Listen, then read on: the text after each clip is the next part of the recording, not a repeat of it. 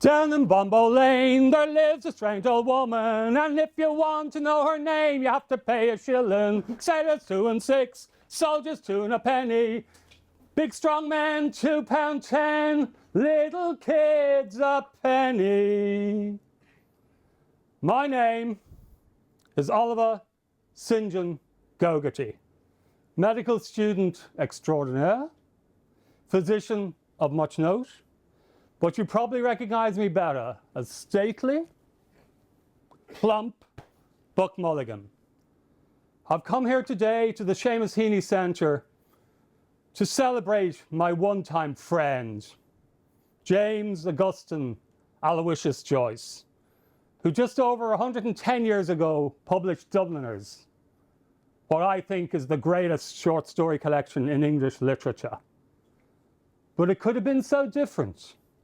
Rather than Joyce the writer, we could have been here today at Queen's University celebrating Joyce the doctor. But try as he might, Joyce just couldn't match my academic prowess. He failed his medical exams not once, not twice, but 3 times. But imagine if he had passed. We could be celebrating a Nobel Prize winner in medicine today, rather than the one I grudgingly admit he should have got in literature. Joyce may have been a bit of a bowsy, but my God, could he write. God, Mulligan, you're such a bore. Would you ever clear off? But you're right about one thing, that Nobel Prize, those pompous idiots, did they not recognize genius when they read my work? Joyce, writing to Grant Richards, who eventually published Dubliners in 1914, "It is not my fault that the odour of ash pits and old weeds and offal hangs about my stories. I seriously believe that you will retard the course of civilization in Ireland by preventing the Irish people from having one good look at themselves in my nicely polished looking glass." Speaking of his nicely polished looking glass, let's proceed to number 2, Grafton Street, Dublin. Yeats and Sons, opticians and purveyors of mathematical and philosophical instruments. It was here that Joyce sent his everyday hero, Leopold Bloom, to try on a pair of glasses in his most well-known novel, Ulysses. There's a little clock up there on the roof of the bank to test those glasses by. His lids came down on the lower rims of his irides. Can't see it. If you imagine it's there, you can almost see it. Can't see it. Bloom cannot see it. He teeters on the brink of the sublime, frozen in the formaldehyde of self-doubt. Joyce's focus on sight and the use of spectacles and looking glasses is revelatory from the medical perspective. He was plagued with ocular problems and endured at least 11 eye operations during his life, being pretty much blind in one eye and also not much better in the other. Joyce himself saw the opportunity for self-effacing humour in his suffering. He referred to himself as the international eyesore. But here Joyce was exploring both his and our ability to look beyond the purely visible, beyond the physical world, beyond the eluctable modality of the visible, to explore the complexities of sight beyond sight, of perception, and most importantly, imagination, a quality that he displayed in abundance in all his writings. Once in the dear dead days beyond recall, when in the world a mist began to fall, out of the dreams that rose in happy throng, low to our hearts love sang an old sweet song, and in the dusk where fell the firelight gleam, softly it wove itself into our dream. Join in if you know it. Just a song at twilight, when the lights are low, and the flickering shadows softly come and go.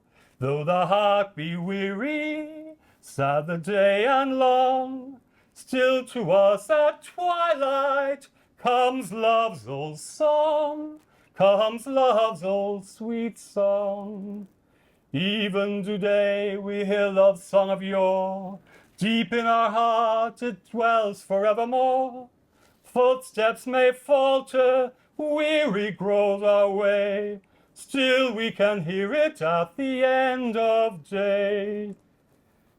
So till the end, when life's dim shadows fall, love will be found, the secret song of all.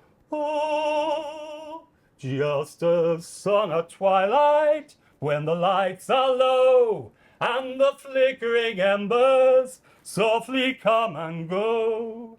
Though the heart be weary, sad the day and long, still to us at twilight comes old sweet song, comes love's old sweet song.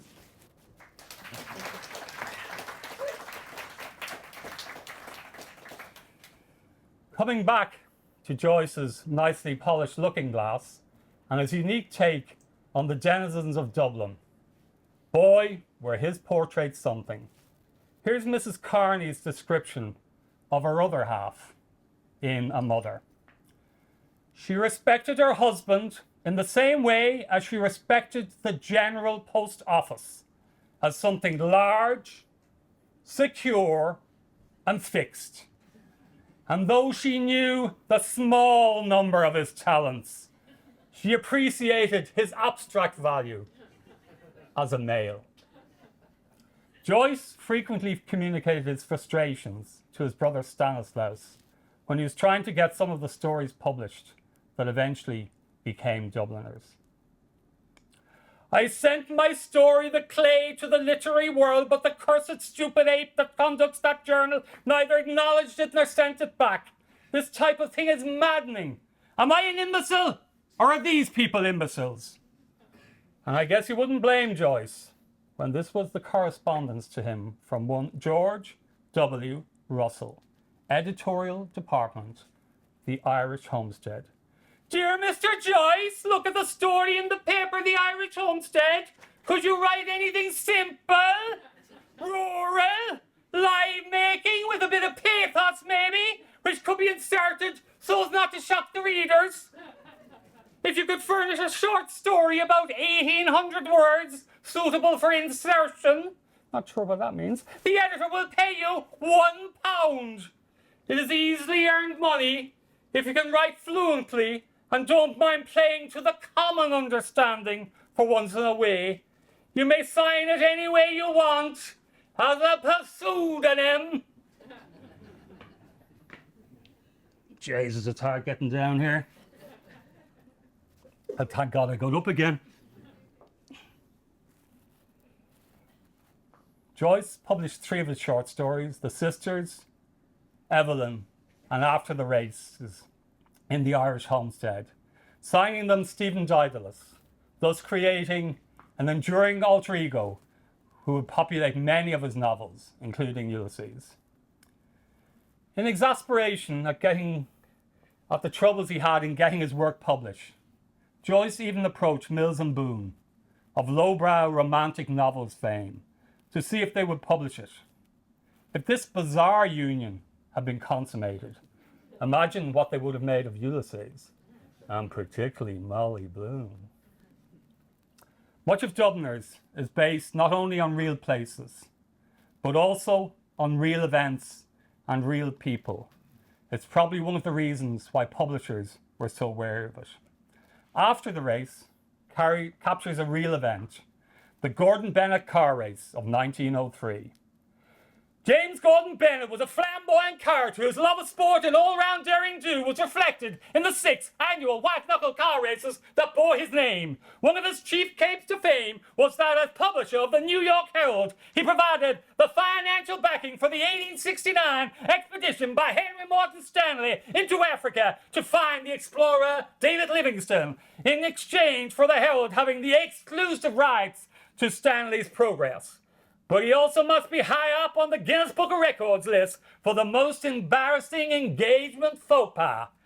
He often scandalized society with his flamboyant and somewhat erratic behavior. Sorry, I meant erratic. Maybe I did mean erratic. I'm not sure what I meant. In 1877, he left New York for Europe after an incident that ended his engagement to the socialite Caroline May. Arriving late and somewhat inebriated to the party hosted by Caroline May's father at the May family mansion, he got so drunk that he misplaced the fireplace, some say the grand piano, for a toilet and proceeded to urinate in full view of his guests. The marriage was called off immediately, and this was after he had spent $20,000 on her dress. As Del Boy would say, Gordon Bennett, wasn't he some plonker? Have you heard of old Humpty Dumpty? How he fell with a roll and a rumble, curled up like Lord Oliver Crumble, out of the butt of the magazine wall, hump helmet and all. He was one time our king of the castle. Now he's kicked around like a rotten old parsnip, and from Green Street he'll be sent by orders worship to the penal jail of Mountjoy, jail of Mountjoy, jail him with joy. He was father of all things for to bother us, slow coaches and immaculate contraceptives for the populace, mare's milk for the sick, 7 dry Sundays a week, open-air love and religious reform, so hideous in form. He was jouting by Wellington's monument, that notorious hippopotamus, when some bugger let down the back strap of his omnibus and he college at the Fusiliers with his rent in his ears, and they gave him 6 years. Now all the king's men nor his horses couldn't resurrect his corpus, for there's no true spell in Connacht or hell that's able to raise a cane.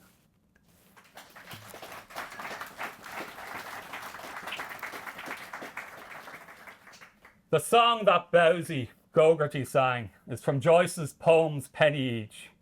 In fact, Joyce was a keen musician and an excellent singer. Did you know that he once sang on the same programme as the great Count John McCormack, the famous Irish tenor? Joyce loved music and song, and it percolates through much of his work. Indeed, his wife Nora once said, "Jim, should have stuck to the singing." In 1903, in preparation for performing in that year's Feshkill, the national song contest of its day, Joyce came up with a novel way to ensure that his preparation would be professional but cost neutral. He ordered a grand piano from Pigott & Sons on Grafton Street in Dublin, conveniently ensuring that he was out when the piano arrived, just no tip for the delivery men. The timing of the arrival of the piano was critical, coming as it did 6 weeks, before the Feshkill took place. Joyce had absolutely no intention of paying for the piano, but he realised that Pigotts would only come and repossess it when a period of 2 months had elapsed, following non-payment of that first instalment. By that stage, Joyce had perfected his performance, fled the coop, and duly won a bronze medal at the Feis. Oft in the stilly night a slumber's chain hath bound me. Fond memory brings the light of other days around me. The smiles, the tears of boyhood years, the words of love then spoken, the eyes that shone, now dimmed and gone, the cheerful hearts now broken. Thus in the stilly night a slumber's chain hath bound me. Sad memory brings the light of other days around me. When I remember all the friends so linked together, I've seen them round me fall like leaves in wintry weather. I feel like one who treads alone some banquet hall deserted, whose life has gone, whose garland's dead, and all but he departed.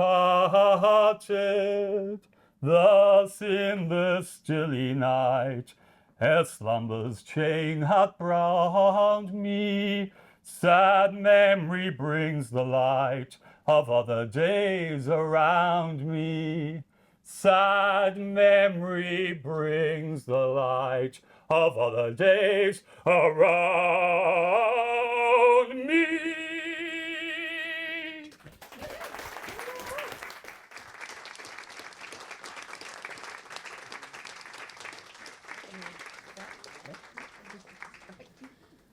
Tim Finnegan lived in Watling Street, a gentleman Irish, mighty odd.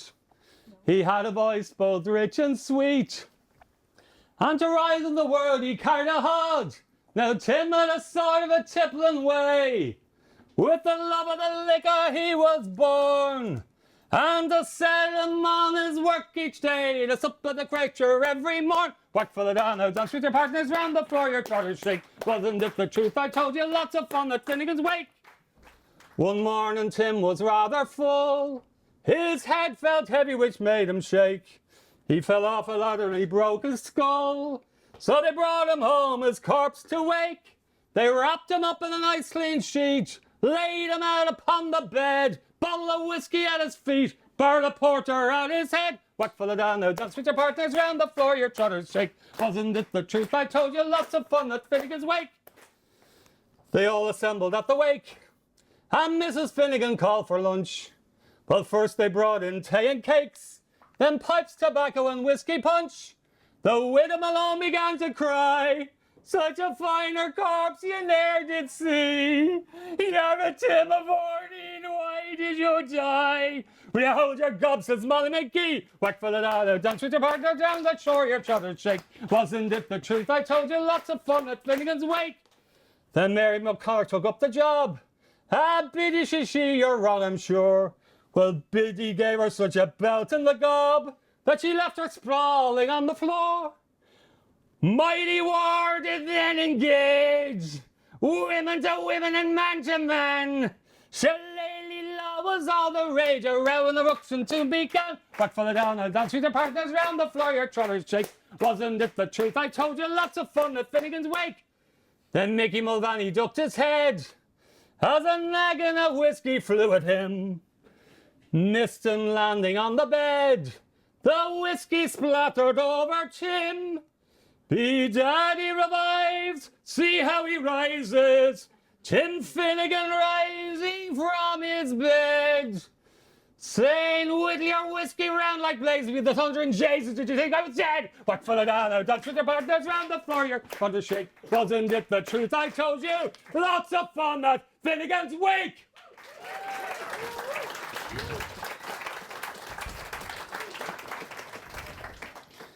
That's a tiring one, that one.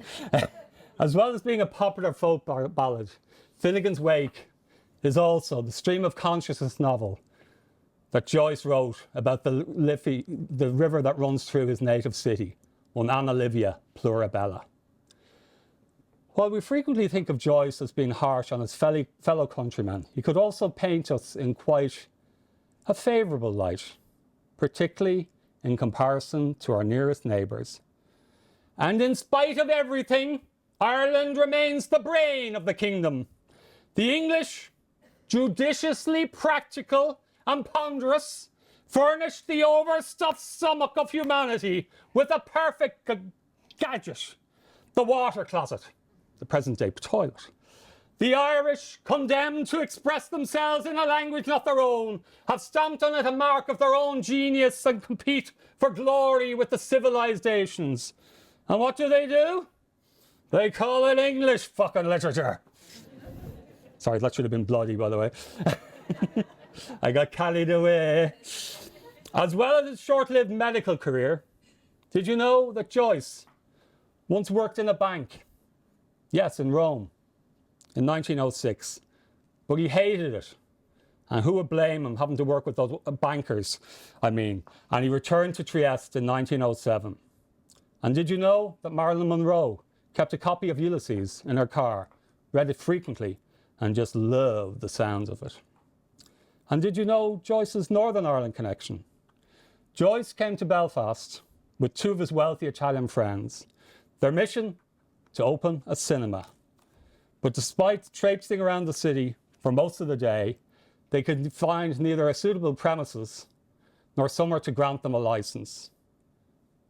QFT, that could have started then. Joyce eventually had his wish. He opened the Volta, the first cinema in Ireland, at 45 Mary Street in Dublin on the 20th of December, 1909. Some of Joyce's stories have political undertones, perhaps none more so than Ivy Day in the committee room. I think I know the little game they're at, said Mr. Henchy. You must owe the city fathers money nowadays if you want to be made Lord Mayor. Then they'll make you Lord Mayor.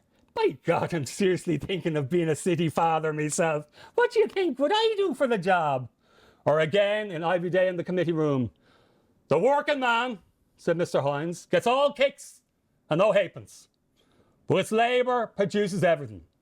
The working man is not looking for fat jobs for his sons and his nephews and his cousins. The working man is not going to drag the honour of Dublin in the mud to please some German monarch. Let us pause in life pleasures and count its many tears while we all sup sorrow with the poor. There's a song that will linger forever in our ears. Hard times come again no more. 'Tis the song, the sigh of the weary. Hard times come again no more. Many days you have lingered around my cabin door. Oh, hard times come again no more. While we seek mirth and beauty and music light and gay, there are frail forms fainting at the door. Though their voices are silent, their pleading looks will say, oh, hard times come again no more. 'Tis the song, the sigh of the weary. Hard times come again no more. Many days you have lingered around my cabin door. Oh, hard times come again no more. 'Tis a sigh that is wafted across the troubled wave. 'Tis a wail that is heard upon the shore.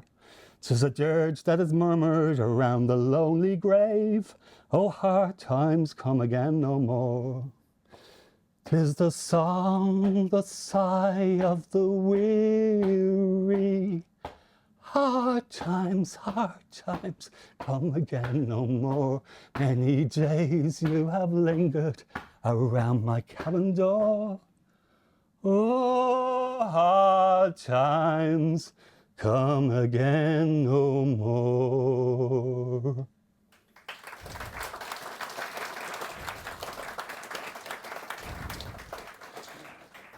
Just watch out, I'm going down again.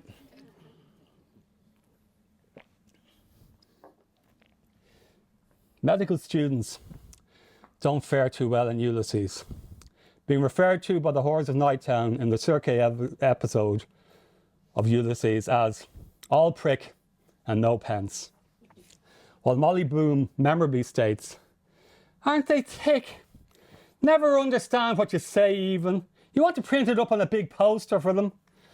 Where does the great intelligence come from? I'd like to know. Grey matter, do they have it all up their tails, if you ask me?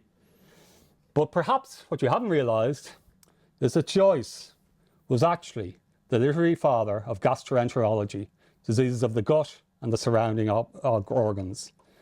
To support this claim, here's a short excerpt from the Lestrygonians episode of Ulysses. Mr. Bloom walked towards Dawson Street, his tongue brushing his teeth smooth. Something green it'll have to be, spinach say.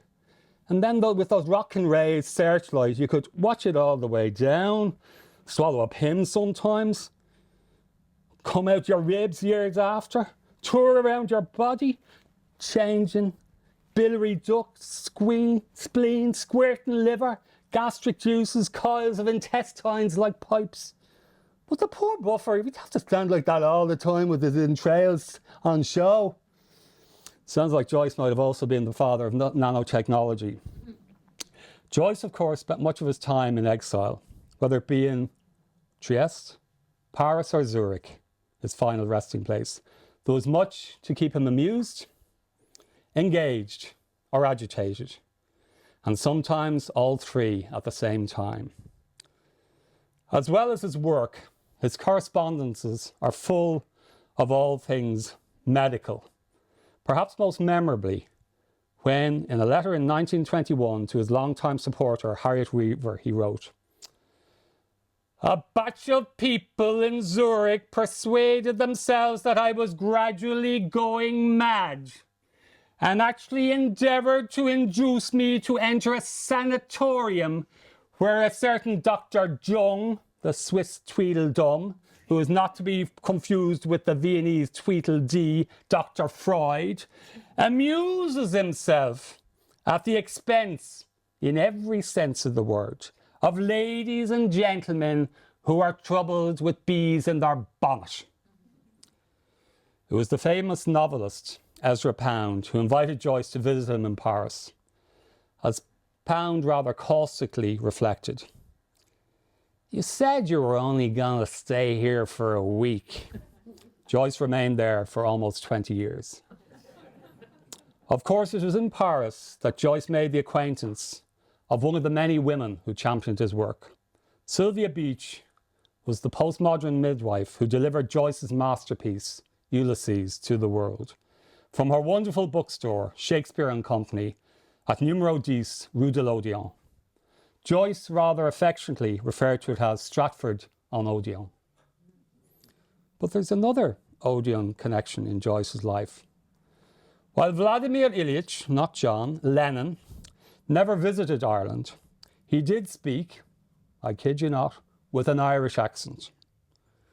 The identity of his Irish tutor has never been known until today. We can reveal it to you exclusively. No texting, no tweeting or anything like that. This is just for you, just in this room. Vladimir Ilyich Lenin and James Augustine Aloysius Joyce both lived in Zurich in 1917, throwing up the mouth-watering possibility that perhaps Joyce schooled the future communist leader in the Irish English, as Vlad and Jim sipped coffee, probably something stronger, in one of their favourite brasseries, the Café Odéon in Zurich. So you heard it here first. The violets were sent in the woods, Nora, displaying their charms to the bees. When I first said I loved only you, Nora, and you said you loved only me. The chestnut blooms gleamed through the glade, Nora. A robin sang loud from the tree. When I first said I loved only you, Nora, and you said you loved only me. The golden-rod daffodils shone, Nora. They danced in the breeze on the lea. When I first said I loved only you, Nora, and you said you loved only me. The birds in the trees sang a song, Nora, of happier transports to be. When I first said I loved only you, Nora, and you said you loved only me. Our hopes, they have never come true, Nora. Our dreams, they were never to be. Since I first said I loved only you, Nora, and you said you loved only me. Since I first said I loved only you, Nora, and you said you loved only me.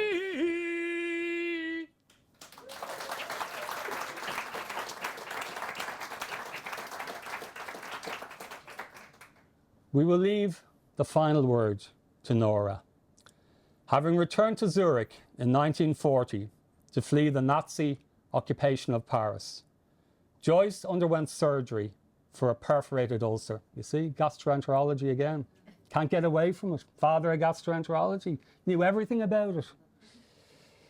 On the 11th of January 1941, while he at first improved, he relapsed the following day and fell into a coma.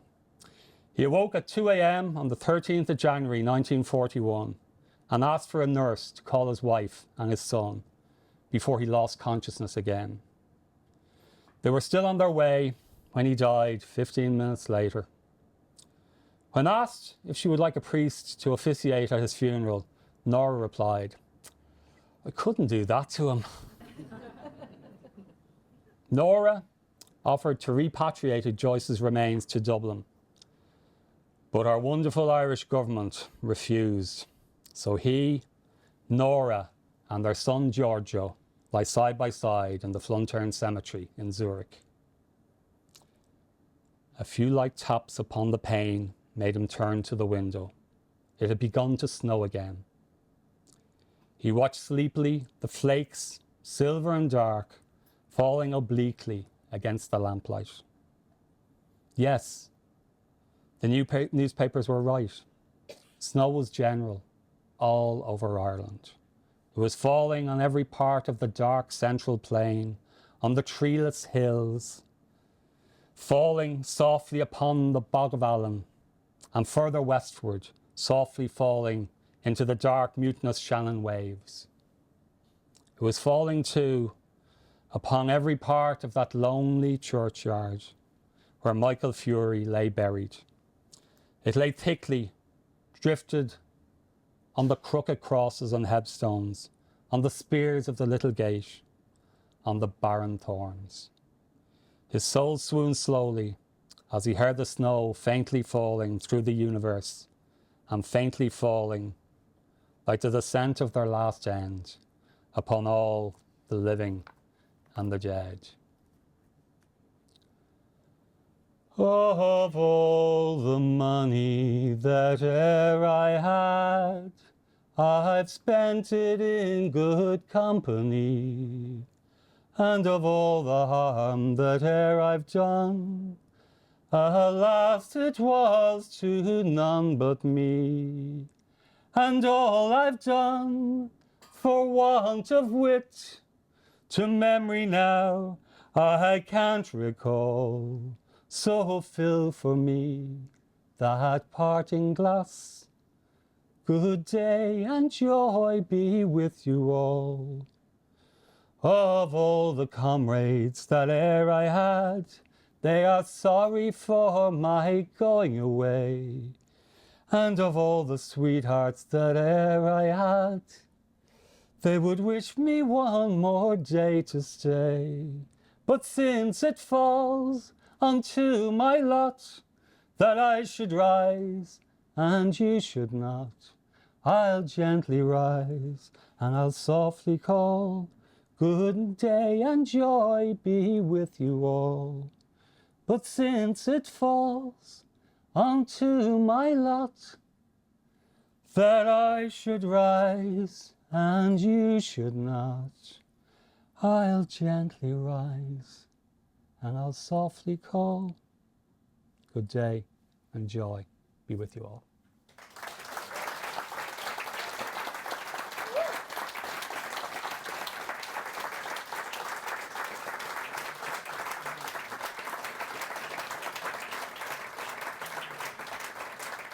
So hopefully you've learned something new and hopefully you've been entertained, okay? Thank you very much.